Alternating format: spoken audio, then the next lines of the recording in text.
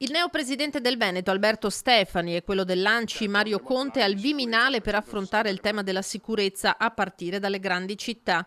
L'annuncio a Treviso da parte dello stesso governatore con l'obiettivo dichiarato di costruire tutti insieme un piano di sicurezza per il Veneto che parta da una forte collaborazione con i sindaci, definiti un baluardo straordinario. Sinergia accolta con soddisfazione da Conte. Abbiamo condiviso con il Presidente Stefani che uno dei primi appuntamenti con il nuovo anno che faremo per portare delle richieste al governo sarà proprio dal Ministro Piantedosi. Andremo unitamente Presidente di ANCI Veneto e quindi i sindaci del Veneto e il Presidente della Regione per chiedere aiuto, per discutere e affrontare con grande determinazione questo tema e restituire la serenità ai cittadini che oggi quotidianamente ci chiedono. Già in campagna elettorale Stefani aveva lanciato il progetto Veneto Sicuro, che è ora di iniziare a concretizzare partendo da quelle istituzioni che rappresentano nel territorio la prima linea. Una forte collaborazione tra regione e sindaci è il modello dal quale io voglio partire. Ho fatto un'esperienza di sindaco prima ovviamente di avere, anzi contemporaneamente all'esperienza parlamentare,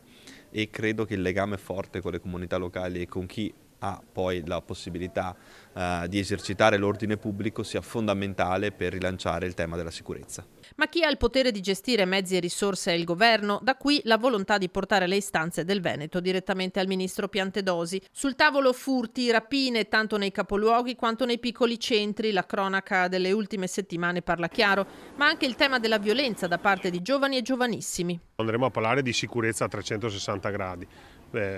Analizzeremo i dati che ci verranno esposti dal Ministero e ovviamente porteremo anche le preoccupazioni del territorio. L'obiettivo è quello di migliorare, alzare l'asticella della qualità della vita che passa anche attraverso le questioni della sicurezza. Sicurezza urbana, responsabilità condivisa, conclude il sindaco, che richiede coordinamento, ascolto e strumenti adeguati.